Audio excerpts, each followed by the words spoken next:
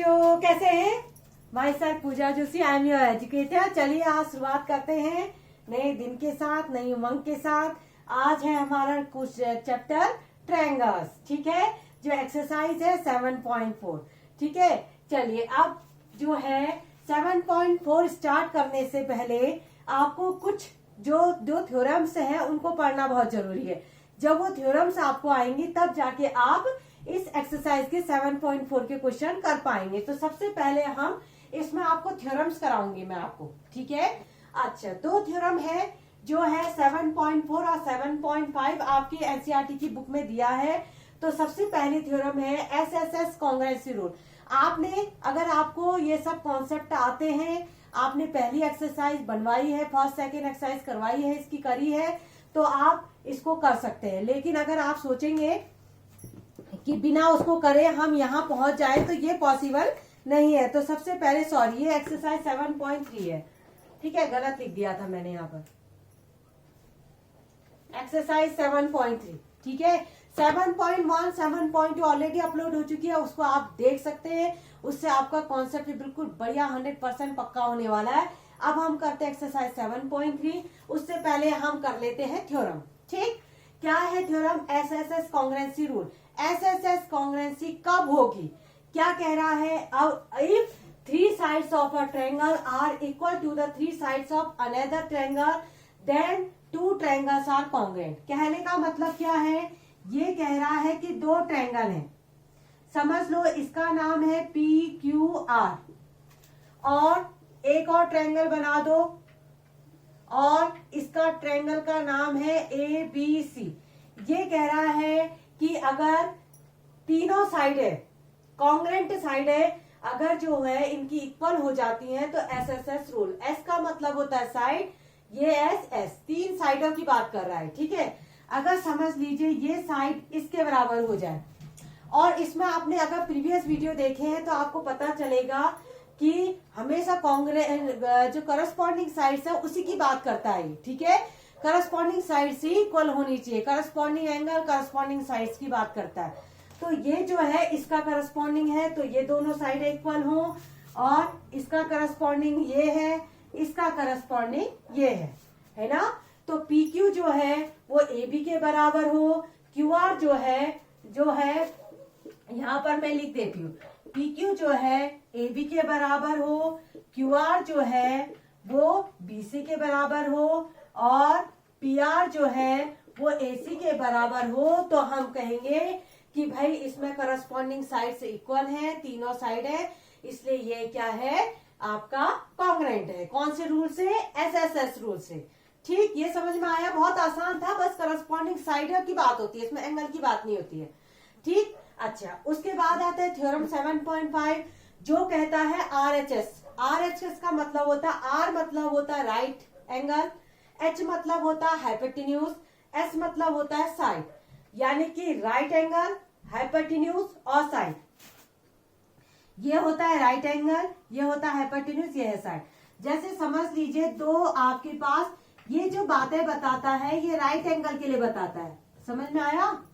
जैसे हमारे पास दो राइट ट्रायंगल है, इनके नाम लिख दीजिए, इसका नाम लिख दीजिए ABC, इसका नाम लिख दीजिए PQR। तो इसमें बताता है कि 2 right angle and 2 right angle, समझ लीजिए। तो आपका सबसे पहले तो ये राइट एंगल की बात हो जाएगी, तो ये राइट एंगल इसके बराबर, ये 90 तो ये 90, एक एंगल आया। फिर आता है हाइपोटेन्यूज। इसमें जो होता है हाइपोटेन्यूज आपको इक्वल दिया होगा। RHS रूल तब कब लगेगा? जब आपको राइट, इसका जो हाइपोटेन्यूज है वो इक्वल दिया हो, एक राइट एंगल दिया हो, और कोई भी एक साइड, इन दोनों में से कोई भी एक साइड, समझ लो ये साइड इसके बराबर हो गई या ये साइड इसके बराबर हो गई, कुछ इस तरह से 3 कंडीशन आपको दी होंगी।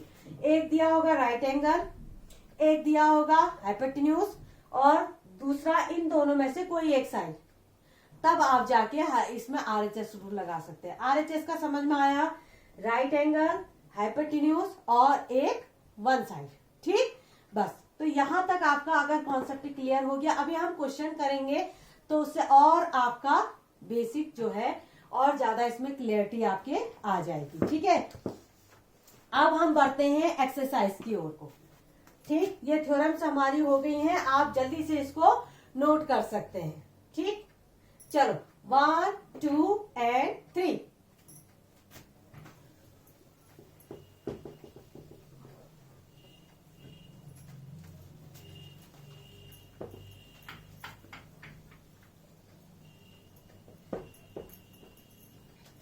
ओके, हमने यहाँ पे रेस कर दिया है। अब हम करते हैं क्वेश्चन नंबर ए की ओर को, फर्स्ट की ओर को, एक्सरसाइज 7.3 क्वेश्चन नंबर 1। देखो, पूरा क्वेश्चन लिखने में तो बहुत समय लगेगा, तो मैं एक काम करती हूँ, यहाँ पर एक इसकी पिक्चर बना देते हैं हम।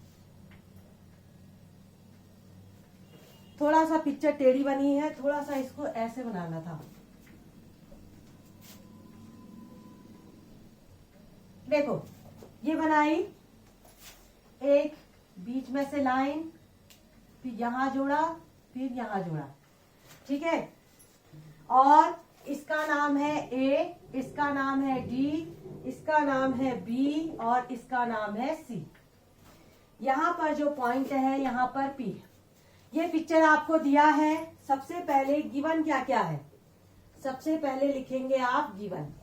इसमें क्या चीज आपको दी है, A B C, A B C. ये पूरा ट्रायंगल जो है वो आइसोसेलेस ट्रायंगल है। ठीक है, आइसोसेलेस ट्रायंगल का होने का मतलब क्या हुआ, आप समझते हैं। आइसोसेलेस ट्रायंगल होने का मतलब बेस के एंगल इक्वल होते हैं और दो साइडें इक्वल होती हैं। इसका मतलब ये साइड इसके बराबर। ध्यान देंगे, यहाँ पर लिखा है ट्रायंगल ए बी सी, और कौन दिया है, and triangle D B C. अच्छा, इस वाले ट्रायंगल की भी बात कर रहा है, डी बी सी। ये भी क्या है, R 2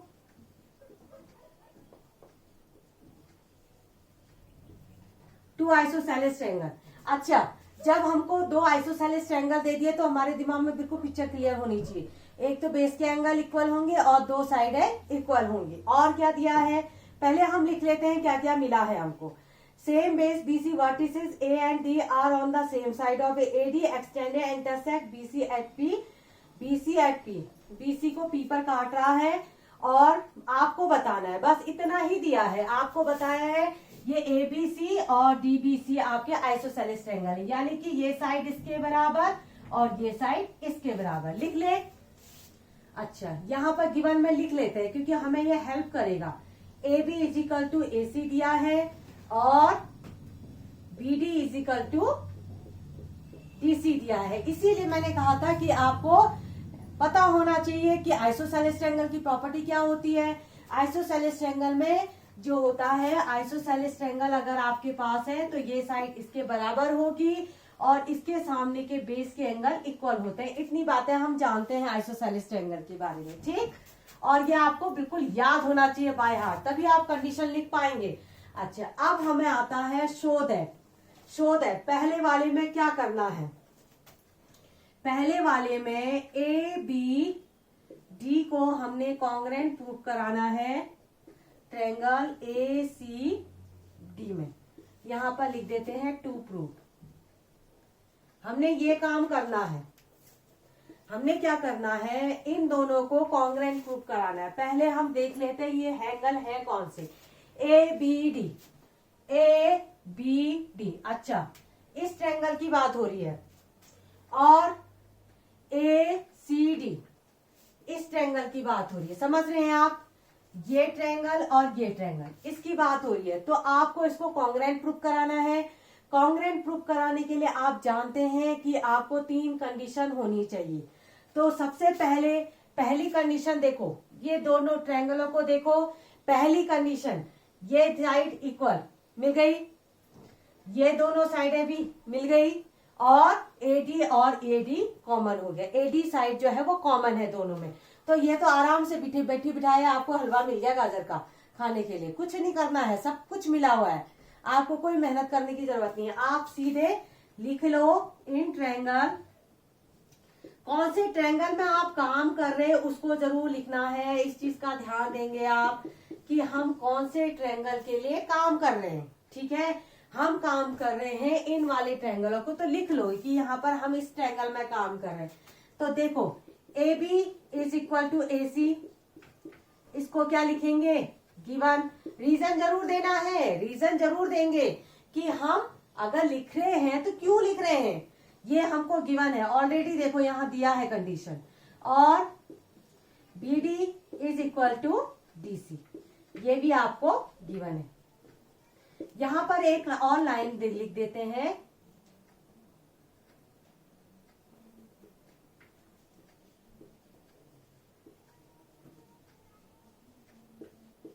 to equal sides of isosceles triangle. ठीक है, यहां पर लिख भी दो। चलो, और यहां पर आप लिख देंगे A D is equal to A D, ये क्या हो जाएगा, कॉमन साइड। क्या हो जाएगी ये, कॉमन साइड हो गई। तो बाई कौन सा रूल, एस एस एस, देखो ये साइड, ये साइड और ये साइड, तीनों साइडों की बात हुई है, तो एस एस एस रूल। हमने ये इससे पहले थ्योरम पढ़ी भी थी। तो यहाँ पर हमारा ये जो है ए बी डी इसके कॉन्ग्रेंट हो चुका है, ए डी सी के कॉन्ग्रेंट हो गया। तो पहला पार्ट तो हमने सॉल्व कर दिया। अब हमें दूसरा पार्ट सॉल्व करना है। अच्छा, सेकंड पार्ट को यहीं कर ले, क्या जगह है, चलो सेकंड पार्ट यहीं कर लेते हैं। सेकंड पार्ट आपसे कह रहा है A B P, A B P को आप कॉन्ग्रेंट प्रूव करो ए सी पी के। ठीक है, ये मार्कर का ढक्कन मेरा लापता हो जाता है टाइम टाइम पे। ठीक, इसको भी बेचैनी रहती है, ये सोचता है कि क्लास बंद करो और मुझे मूवी देखनी है। ऐसा नहीं होता है ना, इसको समझाओ थोड़ा सा कि हर समय मूवी नहीं देखते हैं, पिक्चर नहीं देखते हैं, थोड़ा पढ़ाई भी करते हैं, है ना। तो ये चलिए, हमें ए बी पी और ए सी पी इसको कॉन्ग्रेंट प्रूव करना है। तो सबसे पहले आप लिख दीजिए in triangle A B P and triangle A C P, इन दोनों ट्रायंगल में कंडीशन ढूंढो। कंडीशन ढूंढिए, आप खुद करो, बिना मेरे देखे, यहाँ पर बिना मेरे करवाए, सबसे पहले आप खुद सॉल्व करो इसको। ठीक है, अच्छा, दूसरा वाले कंडीशन के लिए हमको इसको और इसको कॉन्ग्रेंट प्रूव करना है। तो एक कंडीशन तो हमको मिल गई, A B equal to A C, A B equal to A C, ये तो गिवन में है ही है। ठीक है, ये तो हमको दिया है। अच्छा, ये देखिए A P is equal to A P, common side.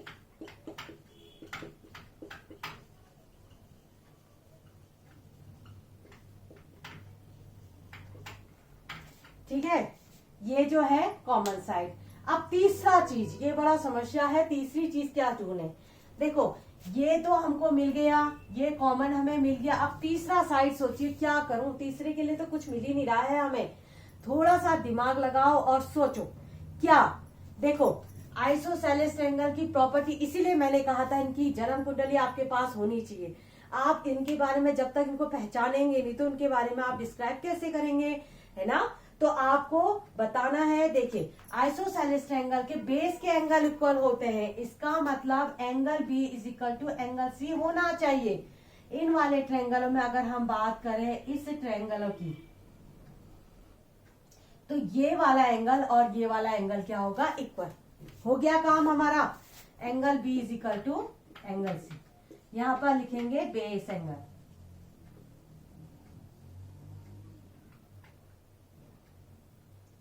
Base angle of, आपको रीजन देना पड़ेगा भाई, नहीं तो नहीं हो पाएगा। ठीक है, तो देखो तीन चीजें मिली, तो कौन सा रूल लगाएंगे, दो side side angle, side side angle, तो ये हो जाएगा एस रूल। एस रूल से ये ए बी पी आपका कॉन्ग्रेंट हो गया ए सी पी के। ठीक है, ये दूसरा पार्ट भी हमने इसका कर दिया। ओके, आप एक काम करो, जल्दी से इसको कॉपी करो। कॉपी करने के बाद फिर मैं कराती हूँ थर्ड वाला पार्ट। ठीक, जल्दी से इसको कॉपी करो, 1 2 3।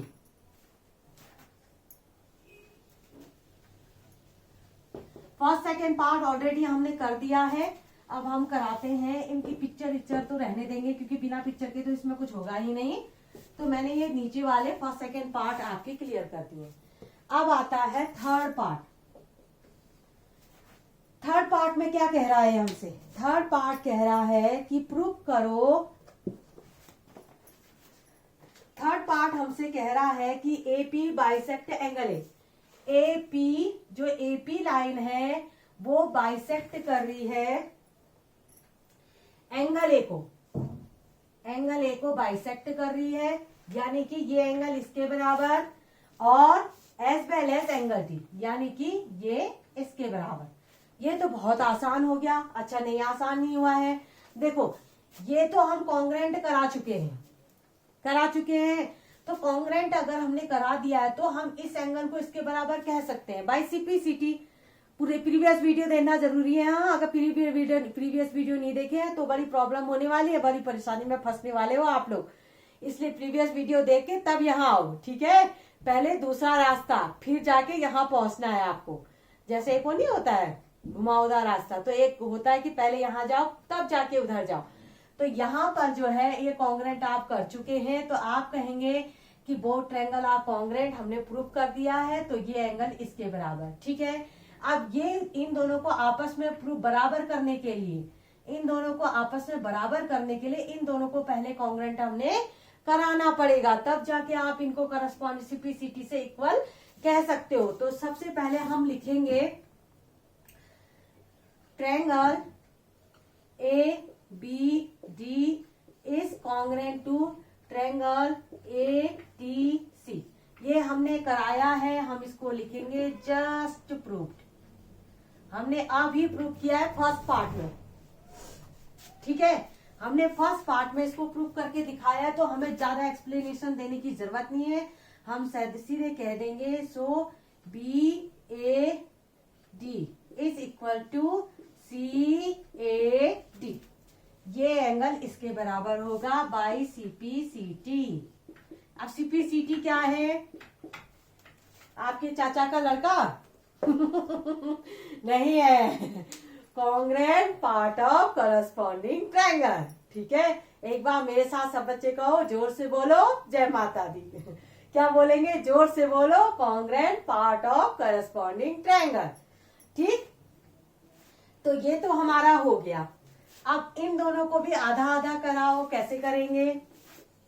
इन triangle B P D and triangle D P C, ठीक है। इन दोनों की बात करें, ठीक है। अभी हमने इक्वल दिखाने अभी हुए नहीं, यहाँ इन दोनों को इक्वल दिखाना है, तो अभी मत लिखो इसको ऐसे, ठीक है। इन दोनों को इक्वल दिखाना है, तो हमारे पास क्या क्या है? देखो, ये इसके बराबर है, तो B D is equal to D C. B D is equal to D C, ये हमारे पास है। अच्छा, DP is equal to DP. ये फेसबुक वाली डीपी नहीं है, आपकी व्हाट्सएप वाली डीपी नहीं है, ये कुछ और है। ये है डीपी, ये साइड, कॉमन साइड। ये तो है आपको गिवन, ये आपका आ गया कॉमन साइड, ठीक है। ये आ गई कॉमन साइड। अच्छा, अब फिर फंस गए हम लोग, फिर इन्होंने हमें फंसा दिया अपने जाल में। क्या फंसाया? तीसरा चीज क्या करें? ये दोनों तो इक्वल दिया था, ये कॉमन था, बाकी फिर वही बात, क्या आइसोसेलेस एंगल की प्रॉपर्टी। उसने क्या कहा था? बेस के एंगल इक्वल होते हैं। कहाँ? आइसोसेलेस एंगल में, यानी कि ये एंगल इसके बराबर, ठीक है।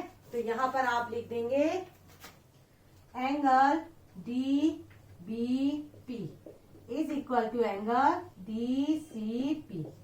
यहां पर लिखेंगे बेस एंगल। बेस एंगल कहने से आपको समझ में आ जाएगा, क्योंकि ऑलरेडी यहां दिया है। तो कौन सा रूल? By SAS rule. देखो, ये एस, ये एस, ये ए। तो triangle B D P is congruent to triangle D P C. हो गया। ये कॉन्ग्रेंट हो गया।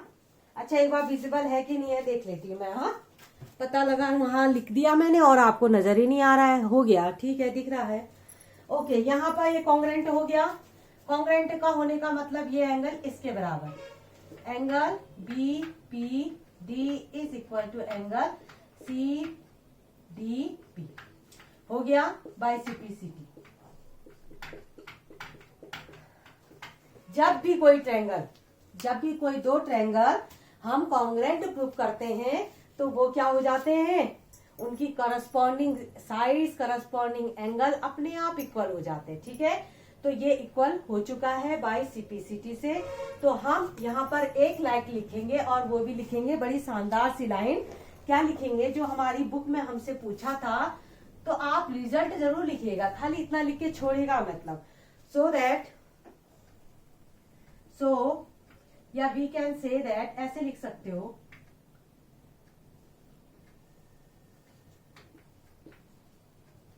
say that AP bisect angle A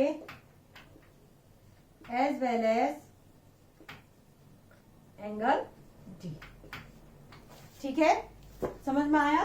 तो हम कह सकते हैं जो ये AP लाइन है ये एंगलों को बाइसेक्ट कर रही है, ये एंगल इसके बराबर, ये एंगल इसके बराबर। ठीक है, कैसे किया समझ में आया? ये दोनों तो हम ऑलरेडी प्रूव कर चुके थे, तो हमने इन दोनों को इक्वल कह दिया बाय सीपीसीटी। इन दोनों को हमने कॉन्ग्रेंट प्रूव कराया। हमने कहा ये साइड इसके बराबर, ये बेस के एंगल इसके बराबर, base angles are equal in isosceles triangle. तो वी कैन से दैट कि these two triangles are congruent, दोनों कॉन्ग्रेंट हो गए। तो ये एंगल आपके अपने आप बराबर हो जाएंगे सीपीसीटी से। तो ये हमारा थर्ड पार्ट भी कंप्लीट हो चुका है। अब हमें बताना है फोर्थ पार्ट। क्वेश्चन थोड़ा सा लंबा है ना? क्वेश्चन क्या है, थोड़ा सा लंबा है, तो आपको you have to keep the patience. Question number, इसको थर्ड पार्ट को उतारिए, जल्दी से कॉपी करो। 1 2 3। मेरे बोर्ड को चोट लग गई जल्दी करिए, चलो 1 2 3।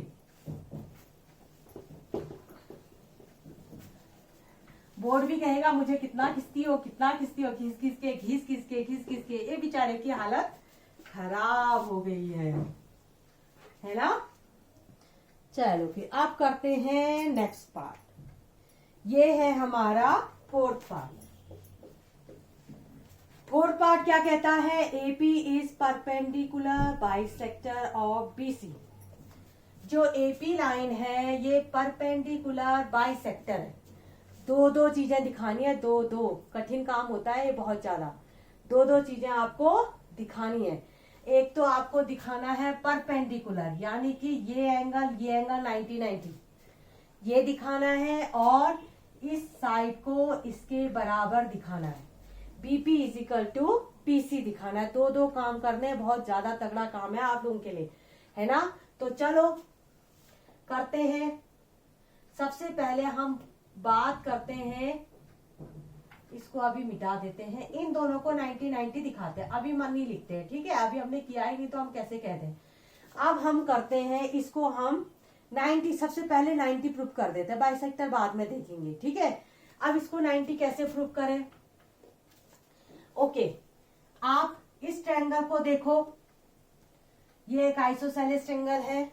ऊपर से इन दोनों को हमने प्रूफ किया है बाय कॉन्ग्रेंट। इन दोनों को कॉन्ग्रेंट प्रूफ किया है, सबने किया है, हमने भी किया है, सबने किया है, कर दिया कॉन्ग्रेंट प्रूफ। कॉन्ग्रेंट प्रूफ करने का मतलब ये एंगल इसके बराबर होगा बाय सीपीसीटी होगा।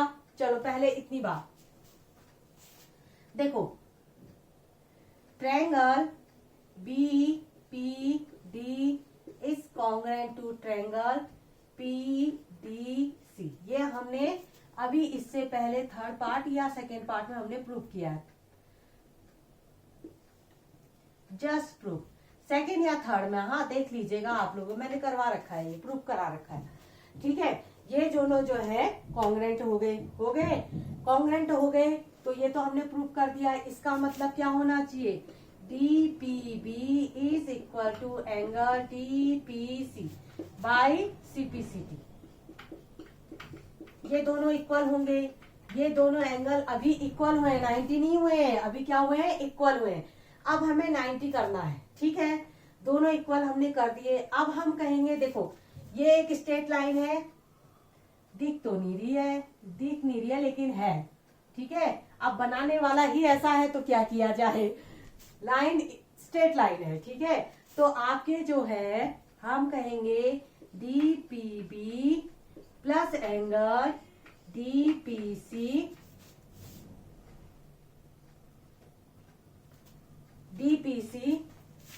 Is equal to 180। क्यों होगा, एक स्ट्रेट लाइन में हमेशा 180 डिग्री का एंगल बनता है। एक स्ट्रेट लाइन जब होती है तो 180 डिग्री का एंगल बनता है। इसको बोल सकते हैं आप लीनियर पेयर, ठीक। अच्छा, अब ये देखो दोनों सेम है तो किसी की जगह भी कुछ भी लिख दो। इस DPB की जगह पर मैं DPC लिख देती हूँ, यहां पर भी DPC, ये दोनों मिलके 180 degree. Two angle DPC is equal to 180 degree. तो DPC is equal to 180 upon 2 यानी कि 90 डिग्री हो गया। देखो DPC हमने 90 प्रूव कर दिया।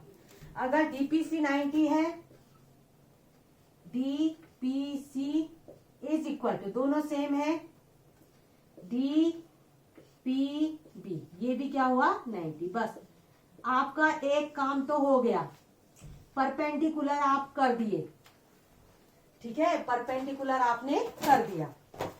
अब इन दोनों को सेम दिखाना है, ये तो बहुत आसान है।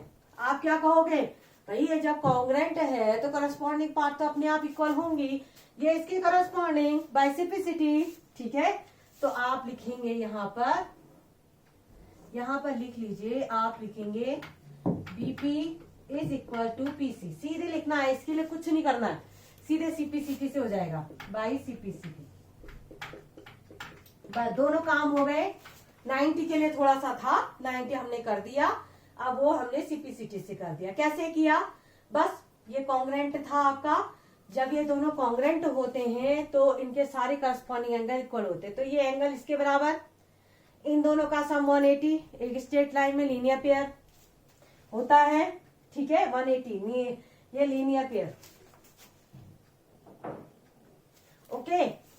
यहाँ पर ये दोनों जो हो गए सेम हो गए, ठीक है, यहाँ पर ये दोनों सेम हो गए तो इन दोनों का एडिशन 180, दोनों को एक दूसरे के बराबर रख दो और एक की वैल्यू निकाल लो, वो 90 आपकी आ जाएगी। तो एक 90 तो दूसरा भी 90, और BP is equal to PC तो हमने प्रूव कर दिया है। चलिए, तो अब हम कहेंगे, लास्ट में लिखेंगे, so we can say that AP is the perpendicular